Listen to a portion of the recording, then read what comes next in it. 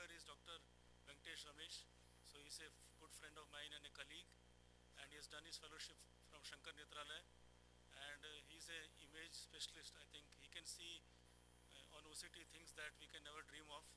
So, and he's very fond of systemic pharmacotherapy in CSCR.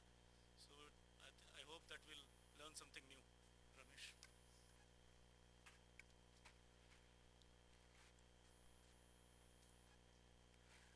Yeah, thank you so much, sir, for making me a part of this IC. And let's look at how choroid plays a very important role in the development and in the management of CSCR. So let's understand the definition of CSCR first. It says that it's characterized by a serious neurosensory detachment, usually at the macula, due to the abnormalities of the RP. And like what Dr. Murlidhar had said, that it is the pigment epitheliopathy which can progress to develop into a CSCR. But what are these abnormalities in the RP we have got? So there are some questions which we need to answer. What type of abnormalities in the RP are noted? What causes those abnormalities in the RP in CSCR? And what's the role of the choroid in CSCR? And to get answers to these three questions, you basically need to understand what the pathogenesis of CSCR is. So let's understand the pathogenesis of CSCR. So if you look at this part, this is where the CSCR comes. And when you look at how it starts, it's basically when you have corticosteroids and epinephrine, which is there in high quantities in the body, there causes the increase in the vascularity and there is increased hyperpermeability of the choroid. So the choroid becomes thick, the stroma of the choroid becomes thick, the fluid starts accumulating within the choroidal layers, and therefore there is increased choroidal thickness. So this collection of fluid into the choroid now starts seeping into the underneath the RP, leading to a pigment epithelial detachment. And when the pressure within the pigment epithelial detachment increases, there is a small rip, or what we call as a micro rip in the RP, which is being identified on the fluorescein as the leak. And then you have this collection of the fluid into the subretinal space, and that is what causes the CSCR. So this is the inflow mechanism of the CSCR. That means the choroid is actively leaking the fluid into the sub-RP space, which is ripping and then accumulating into the subretinal space. That's the inflow mechanism. Now let's understand what causes the outflow mechanism, or what is the outflow mechanism which is related to the CSCR. So the normal function of the RP is basically to pull out the fluid from the subretinal space towards the choroid back.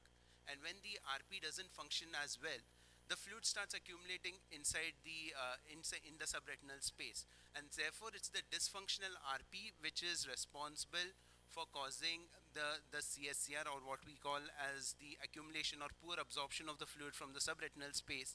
And this pigment dysfunctional RP is a part of the pigment epitheliopathy mechanism, which can be seen with the pachychoroid spectrum or even with the sick RP disease. So anything which is causing an dysfunctional RP over a period of time can lead to an accumulation of the subretinal fluid. So basically what is CSCR? It is it is just an imbalance of an increased inflow versus a decreased outflow, and that is what is causing the accumulation of the fluid in the subretinal space, and that is what is CSCR. So before we go on to the further things, we need to understand some few definitions of CSCR, and that is what is acute CSCR, what is persisting CSCR, what is a chronic CSCR, and what is a recurrent CSCR. So let me just explain this in terms, and this is how I explain to my patient as well. So that you have a wash basin, you have a tap which is flowing, and that is the flow is the inflow which is happening, and the exit of that fluid, it is the drainage pipe which is there.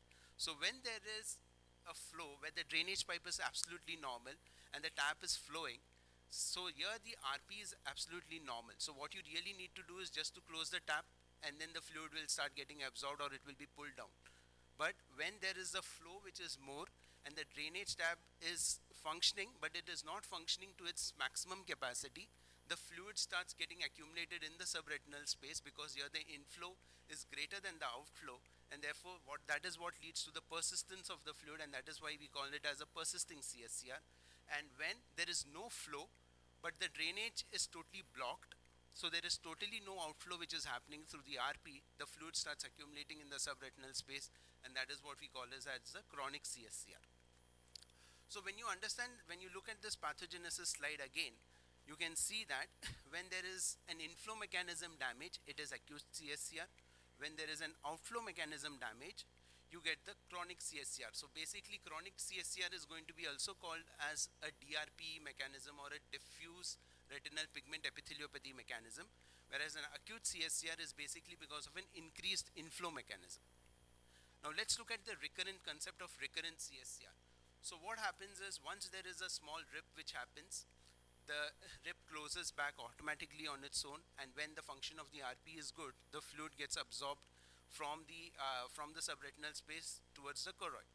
But when there are multiple multiple areas where the choroid is still hyperpermeable, the rips can happen at different places, or the PDs can develop at different places, and that can lead to the accumulation of fluid again and again, and that is what is known as the recurrent CSCR. So recurrent CSCR, you can either have the leak at the same site where it was initially, or you can develop a leak at a separate site other than the previous site or the existing site which was there. So how does the choroid play an important role in CSCR? So you need to understand this, that basically the choroid plays an important role in all the three types of CSCR, or whatever we call it as the three patterns of CSCR. And when you have an acute CSCR, there's an increased leakage which is happening from the Hawler's layer, or the Hawler's layer of the choroid. And when it comes to the chronic CSCR, it is the compressive effects of the choroid, or the compressive effects of the Hawler's layer, which is causing a compression on the Sattler's layer and the overlying choriocapillaries and the thinning, and which is making the RP totally dysfunctional, not allowing the fluid to come out. So that is where it is the dysfunctional RP which works in the chronic CSCR. And when it comes to acute on chronic, it's both combination of both the mechanisms, where you have increased leakage from the choroidal vessels and the compressive effects of the choroidal vessel on the RP, which causes the damage and accumulation of the fluid. So let me again explain this mechanism. How does it work? So we know that in physiology of the stomach, in MBBS we used to learn this, that the stomach has got a fixed capacity to take. Once you start eating the food, the stomach gets distended, and when the food goes down the stomach into the small intestine, the stomach comes back to its normal position. So what happens is that when there is an increase in the function, when there is an increased intake which is happening, the stomach wall gets distended. It has a capacity to get distended. But if I am constantly taking a high quantity of food or a high volume of food every now and then, what happens is the stomach wall gets permanently distended. And those permanent distension causes permanent damages to the walls of the stomach wall, and that causes the compressive effects on the adjacent layers. So what happens is, so you have a normal size of the stomach. When the food is taking, the stomach wall gets distended. After emptying, it comes back to the normal. So that is just a dilated choroidal vessel which is hyperpermeable. Once the permeability is reduced, it comes back to its normal position. But if the choroidal vessel is continuously becoming hyperpermeable, it's continuously leaking fluid, what happens is that the walls of the vessel gets hyalinized, and there is a permanent structural damage which happens to the wall of the vessel, and therefore the choroidal vessel becomes permanently dilated. So the first thing which you have in a Pachy vessel is the permanent dilatation of the vessel, because the vessel wall structure is now changed. So because of that, there is a compressive effect on the overlying structure. And what is the overlying structure above the Hawler's vessel is the Sattlers and the choriocapillaries. So the Hawlers and the choriocapillaries, the Sattlers and the choriocapillaries, they get compressed, causing a damage to the overlying RP, and therefore the RP which is supposed to function out and which is supposed to remove the fluid out is not able to pump it out. So let's look at this. So this is a small choroidal vessel, which is a normal looking choroidal vessel which is present. And when I have to start looking at this pattern, how it goes, you can see that there is a dilated leaky vessel here. There is a dilated leaky vessel here, and this dilated leaky vessel is just causing an increase in the pigment epithelial detachment. It is causing the accumulation of fluid in the pigment epithelial detachment, and this causes the rip in the RP, SRF accumulation, and CSR. So at this point, this choroidal vessel is working in an hyperpermeable mechanism. It is only over a period of time that this vessel, if it is continuously leaking the fluid, it will start showing structural changes in that vessel wall, and now it will start showing the compressive effects of that choroidal vessel on the RP, and that is the time when you will have the dysfunctional RP and the subretinal fluid accumulation, and then CSR accumulation as well. So how do you image the choroid in CSCR? And if you have to look at this choroid in CSCR, is that the FFA is not going to be useful because of the shorter wavelength light which we use. So the best way to image the choroid is the ICGA, and for the OCT as well, it has to be the enhanced depth imaging, or if people have the SWEPSOS OCT, then you use the SWEPSOS OCT scans. So is it possible to differentiate, the question which arises now is it possible to differentiate between what is an hyperpermeable choroid and what is a compressive choroid on the imaging? So let's look at this scan. So here we can see that there is these large choroidal vessels which are present, and these large choroidal vessels are actually, if you look very closely, they are not causing any changes. They are not causing any changes overlying on the Sattler's layer and the choriocapillaries. The choriocapillaries and the Sattler layers, they are looking very much intact, and even if you look at the RP thickness, the RP is very much intact. But what it is causing a small focal RP or pigment epithelial detachment, and that is causing a small rip, and that is leading to the accumulation of the fibrin and the subretinal fluid in the subretinal space. But now let's look at this case. So let me just focus this area. So when you look at this area, what you can see is, you can see the choroidal vessels, they are dilated and they are causing compressive effects on the overlying Sattlers and the choriocapillaries, and you can see the RP which is very abnormal here, and that is what is causing the difficulty. Whereas look at this aspect of the choroid, where you are having a pigment epithelial detachment and a dilated choroidal vessel. So to differentiate an hyperpermeable choroidal vessel from a compressive choroid, you need that there is, sir, can I just take 2 more minutes? So we need that you need a dilated choroidal vessel. There should not be any compression. Should be increased choroidal thickness. The overlying RP should be looking healthy, and there should not be any increased transmissibility of the choriocapillaries and the choroidal layer. So you basically have a leaky choroid with a normal looking RP. Whereas when you have a compressive choroid, you will have a dilated choroidal vessel which is causing the compression of the Sattlers and the choriocapillaries, and this is what we define as the pachy vessel. When it causes increased choroidal thickness, we call it as the pachychoroid, and that causes the unhealthy looking RP, that is known as the pachychoroid pigment epitheliopathy, and when that leads to the compression, or that leads to the accumulation of the subretinal fluid, then we say that the pachychoroid pigment epitheliopathy is leading to the CSCR. So let's look at what's happening on the ICG. So this is a case of a fellow eye of a patient with diagnosed of a CSCR, and what you can see is that you can see this particular area which is already showing you the dilated choroidal vessels. Now when you look at this in the late phase, these dilated choroidal vessels are actually they are becoming much they are fading out. So they are fading out at this stage. But let's look at this scan. This is a case of CSCR in an acute stage. You have an acute pinpoint leak which is happening in the temporal aspect, and look at what's happening at the choroid on the ICG. So if you look at the choroid on the ICG, you can see these dilated choroidal vessels which are present in the area where the leak has happened, and as the late phase of the angiogram goes off, these choroidal vessels, or the choroidal vessels, they start fading out. So this is what is classically which is being described as the hyperpermeable choroid on the ICG. But now let's look at what's happening to a compressive choroid. I'll show you these 2 scans. So this is the choroid which is there on the superior-temporal aspect, which is dilated. But let's look at the choroidal vessel which is there temporal to the disc.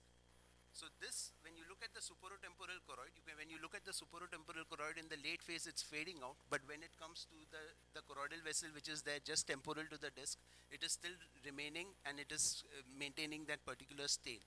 That is because the fluorescein which is there, it is getting accumulated along the walls of the permanently damaged vessel wall which is happening in a pachychoroid vessel. So when you have a pachychoroid vessel in the late phase, you will end up seeing there as staining of the vessels on the ICG.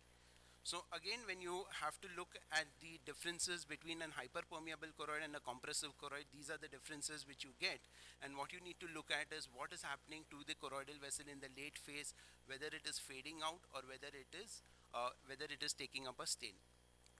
So why is it important to identify the abnormality in a choroidal vessel? One is basically you want to predict recurrences in the affected eye itself. Second, you want to predict the development of the CSCR in a fellow eye. And third, whether you want to modify your treatment accordingly or not. So let me show you this case. This is a case which was seen in 2020. The right eye looks normal. but when you look very closely, you can see that there is a small PED which is developing on the temporal aspect, whereas the left eye showed a full-blown CSR in this particular patient.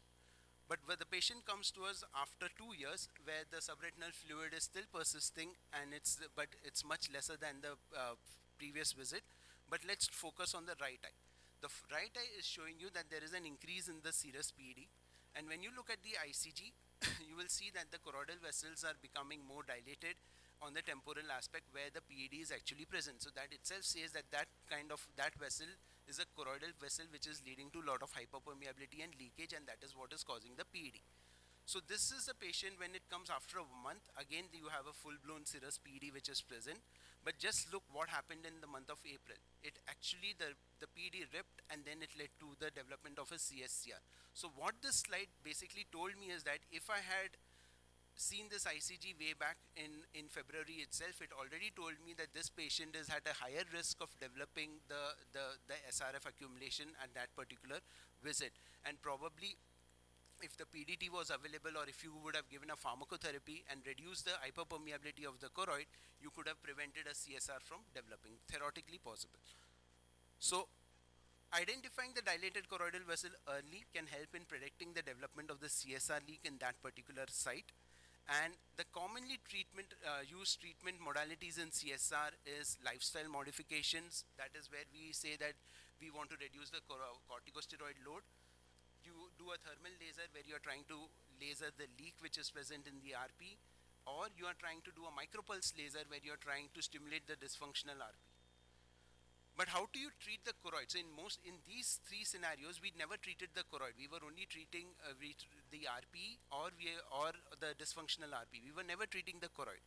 So how do you treat the choroid? So when you have an hyperpermeable choroid, you need to reduce the steroid burden in the body, because the steroids is the factor which is causing the increase in the hyperpermeability, and that is where probably lifestyle modifications and pharmacotherapy could be a very important role.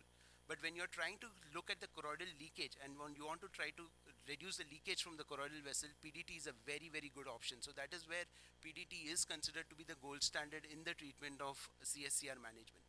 But what happens in a compressive choroid? There is no treatment which can modify the choroidal vessel, because the pachychoroid or a pachy vessel is always a permanent dilatation, so you cannot modify the pachy vessel per se. But what you can achieve is whatever are the complications which are arising from that pachy vessel, whether it is the pigment epitheliopathy part, or whether it is a neovascularization or a polyp, that should be treated accordingly. So this is one paper of ours which we have described.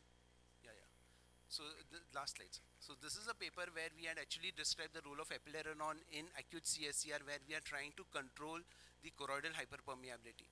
So let's redefine CSCR. It's basically a neurosensory detachment at the macula due to abnormalities in the RP, such as the development of PED, due to an abnormal hyperpermeable choroid, or dysfunctional RP due to a compressive choroid, or both. Thank you very much.